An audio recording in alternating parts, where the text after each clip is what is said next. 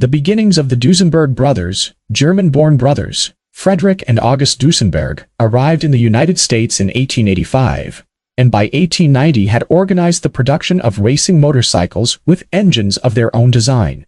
The brothers were self-taught dreamers with no formal engineering training, which allowed them to think about what could be done, rather than what should be done. Perhaps that's why, at some point, the Duesenberg brothers began creating amazing four-wheeled cars, impressive in both design and conception. However, before this, the Duesenbergs had already made a name for themselves creating engines for airplanes and ships. At the time, this was the most obvious way to make money, as at the beginning of the 20th century, cars were still strange, self-propelled carriages, and nothing more. But the world was changing rapidly every year. The number of fans of this new type of four-wheeled transport was growing at an alarming rate, and the Duesenbergs couldn't stay on the sidelines. The beginnings of the Duesenberg brothers, German-born brothers Frederick and August Duesenberg, arrived in the United States in 1885, and by 1890 had organized the production of racing motorcycles with engines of their own design. The brothers were self-taught dreamers with no formal engineering training, which allowed them to think about what could be done, rather than what should be done. Perhaps that's why, at some point, the Duesenberg brothers began creating amazing four-wheeled cars, impressive in both design and conception. However, before this, the Duesenbergs had already made a name for themselves creating engines for airplanes and ships. At the time, this was the most obvious way to make money, as at the beginning of the 20th century, cars were still strange, self-propelled carriages and nothing more. But the world was changing rapidly every year. The number of fans of this new type of four-wheeled transport was growing at an alarming rate, and the Duesenbergs couldn't stay on the sidelines. The birth of Mason Touring and the Duesenberg Motor Company, the first independent car produced by the Duesenberg brothers, did not bear their name, as the company, founded with financial backing from an Iowa lawyer and Edward Mason, was called the Mason Motor Company. The car, launched in 1906, was called the Mason Touring and was powered by a 3.2-liter, two-cylinder engine developing 24 horsepower, an unprecedented output at the time. To demonstrate this power, as well as the reliability of the suspension, Fred drove his Touring up the 47-step staircase of the Iowa State Capitol in Des Moines and descended without incident. The demonstration had a public impact, and during 1906, the brothers managed to build and sell about 25 of these cars. The cars, produced by Mason Motor, performed excellently in the motorsports of the time, and allowed the brothers to accumulate the necessary experience to create even more serious cars. Already produced under the Duesenberg brand, the Duesenberg Motor Company was founded in June 1913 in St. Paul, Minnesota. In its initial stages, the company's portfolio included a wide range of power units for use in maritime and air transport, as well as engines for racing cars. Success in war, and the transition to luxury cars by 1916, the company received government orders for the production of 12 and 16-cylinder V engines for airplanes and ships, and the new Duesenberg plant in New Jersey already employed 1,200 people.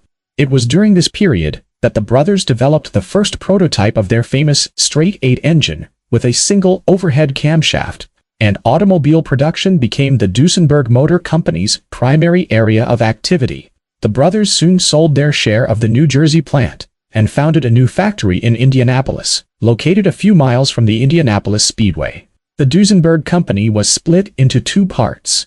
The Duesenberg Brothers division was dedicated to the production of racing cars, and Duesenberg Automobiles and Motors began producing luxury passenger cars, the first of which in 1921 was the Duesenberg Straight 8, later renamed the Model A.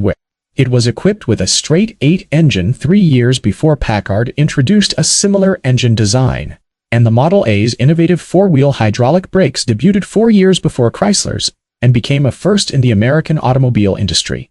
The 88 horsepower, 4.3-liter, inline 8 engine, with a single overhead camshaft and 2 valves per cylinder, was the direct successor to a long line of Duesenberg racing engines. The car was produced with a standard wheelbase, 340 centimeters, and an extended one, 358 centimeters, and could accelerate to a speed of 137 kilometers per hour. At the same time, the car was distinguished by the highest build quality, but from the point of view of body design, it still represented nothing special, combining a maximum of technological innovations with a relatively unremarkable design. Financial failure and the arrival of Erret Loban Cord. The Model A was a near-complete financial failure. Being outstanding engineers, the Duesenberg brothers lacked marketing experience and were unable to find a suitable audience for their product, which was simply exorbitantly priced. Each Model A was a masterpiece of engineering, but very few people wanted to own such a masterpiece. Duesenberg planned to produce 100 cars per month, but in fact, they only managed to build 650 cars in a full year. By 24, the company had declared bankruptcy and was placed under external management, but it still managed to stay afloat, regaining its original name, the Duesenberg Motor Company. In 25, it can be said that Duesenberg was saved from total extinction by its enviable reputation in motoring. Reputation was all the Duesenberg brothers had left at the time, and it was their reputation that attracted the attention of a prominent American businessman, Erret Loban Cord, who saw enormous potential in the brothers' cars.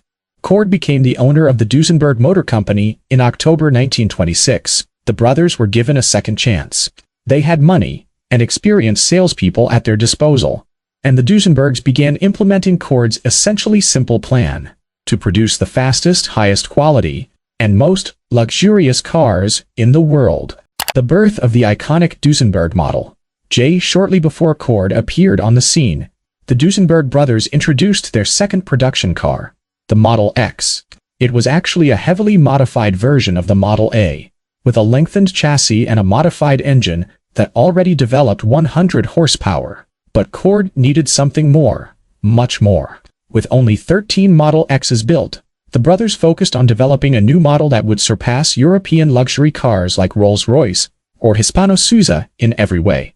A new chapter opened in the company's history, during which the car was born that would overnight put Duesenberg at the top of the American automotive industry. In December of 1928, less than a year before the onset of the Great Depression, the Duesenberg Model J was introduced.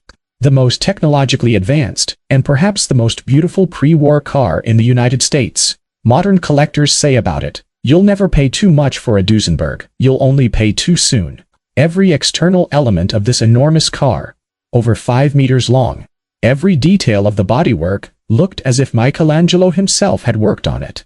And the massive 7-liter inline engine, painted green, was decorated with aluminum, stainless steel, and chrome so skillfully that everyone who saw it almost literally had their jaws drop. The Model G's engine was assembled by the famous Lycoming Engines Company, and its declared power was 265 horsepower, which was twice that of the most powerful Chrysler of those years, and 80 horsepower, more than Cadillac's 7.4-liter V16 engine. The Model J could accelerate to a top speed of 192 kilometers per hour, something no other American road car of the time could achieve. The main feature of the Duesenberg engine was the double overhead camshafts, connected by a powerful chain to 4 valves per cylinder, making the engine a 32-valve engine.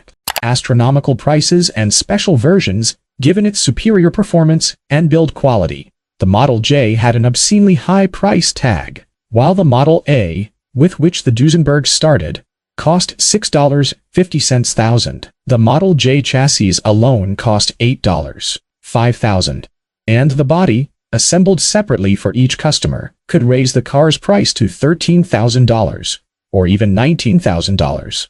2 cars were reportedly sold in the United States for $25,000, and several copies sold in Europe exceeded this figure. Powerful, fast, and incredibly luxurious, the Duesenbergs quickly became one of the most popular car brands among the wealthy American and European elite, which included not only various celebrities, corporation owners, or members of royal families, but also famous gangsters, including Al Capone.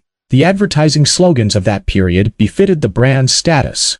One of them said, "The only car that can overtake a Duesenberg is another Duesenberg, but only with the consent of the owner of the first one."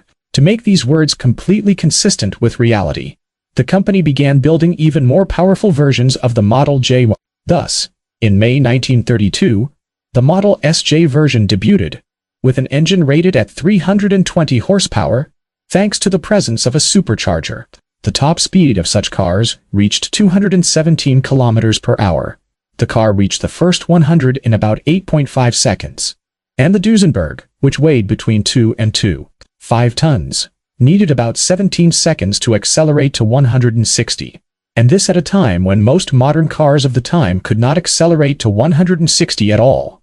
In July 1932, Fred Duesenberg died as a result of an injury received while testing the SJ convertible. His brother, August, became president of the company, and under his leadership, the two most powerful Duesenbergs in history, known as the Model SSJ, were built. These cars had an extremely short wheelbase of 306 centimeters, and an engine with a supercharger and twin carburetors developed 400 horsepower. The acceleration to 60 km/h, 120 mph, took no more than 8 seconds, and the top speed reached 250 km per hour, 125 mph. The end of an era, and the enduring fascination, but all good things come to an end. Ford's financial empire, which included Duesenberg, could not withstand the Great Depression and collapsed in 1937, shortly after which Duesenberg production ceased. It is known that between 1937 and 1940, 2 more copies of the Model J were assembled from the remaining spare parts. And then, August Duesenberg turned to the production of engines for military shipbuilding. The Duesenberg company existed for a quarter of a century, and during this time managed to build, according to available data, 1,131 cars, of which 650 were Model A. The rest were Model J, in various versions. During World War II, the brand was forgotten, but in the late 1950s, interest in vintage cars among collectors increased sharply, while in the 1950s, a Duesenberg, in decent condition, was worth only $500. By the 1960s, prices for such cars had jumped to $50,000. In 1974, the auction price for a Model J reached $205,000, and in 1985 prices exceeded $1 million for the first time. Today, Duesenbergs have become the most coveted prize for vintage car collectors. The most expensive models reach $10 billion, and at the time of this writing, a 32 Model J was valued at $1.80 million at R.M. Sotheby's auction. Failed attempts at revival. Finally, we can't help but mention the attempts to revive the Duesenberg brand, of which there have been several in recent decades. The most recent was in 2011, when a company called Duesenberg Motors, Inc. was registered in Wisconsin, intending to produce replicas of the original Duesenbergs and even new models, including electric versions. The project never went beyond loud declarations. Due to a lack of funding, the project soon collapsed. But the most interesting attempt to revive the company was made in 1964 by August Duesenberg's son, Fred Fritz. Leveraging the financial backing of a Texas landowner named McManus, Fred Fritz brought Virgil Exner, the famous Chrysler designer, who was unemployed at the time, into the project. Thus was born the Indianapolis-based Duesenberg Corp., and its first creation, the Duesenberg Model D prototype, was shown to the public in 1966.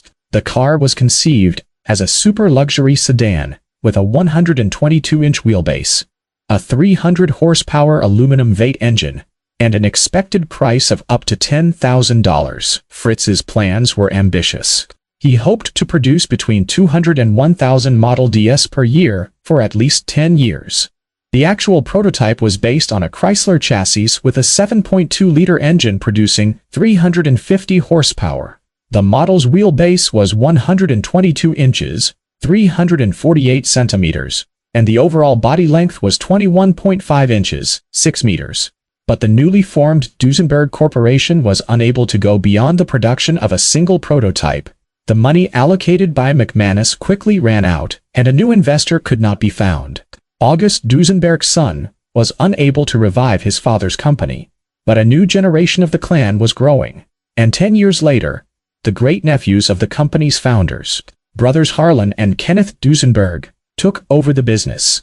In 1976, they formed the Duesenberg Brothers Company, and in 1980, with the help of designer Robert Pitterson, the Duesenberg 2 concept appeared, based on a Cadillac chassis. The car had a wheelbase of 338 centimeters and was powered by a 7-liter fuel-injected Vate with a capacity of 195 horsepower. The design was quite consistent with the spirit of the late 1970s. The car resembled a huge suitcase on chrome wheels, with vertical headlights and straight body lines. The fact that this car was related to classic Duesenbergs was supposed to be recalled by the bow-tie-shaped front bumper. Another similarity with older models was the astronomical price, which should have been at least $100,000, that is, over $300,000 in modern money. And this despite the fact that the chassis price of the first J models of the 28th model year would today be only $121,000. Experts noted a clear discrepancy between the planned price of the revived Duesenberg and its consumer characteristics, and like 10 years ago, the prototype remained a prototype. What you now see on the screen is the legendary Midnight Ghost, the Duesenberg Simone Coupé Midnight Ghost, built for French perfume magnate Guy de la Ruche by coach builder Emmet Armand in 1939. When de la Ruche first saw the finished car, he categorically disliked its ominous color scheme, and Emmet's specialists repainted it in purple mother of pearl. After all, the client bought the car not for himself, but for his beloved Simone. According to legend, Miss Simone never received her gift. World War II began, and the Midnight Ghost was lost forever in occupied Europe. According to one version, the car is still gathering dust in a secluded spot, waiting to be found. According to another, it was destroyed during the fighting. In any case, the Duesenberg Coupé Simone Midnight Ghost is a masterpiece of automotive design of its time, and one of the most mysterious cars of the 20th century. We've reached the end of this video. Comment in the comments, like the video, subscribe, and activate the bell to enjoy future videos like this one. See you next time.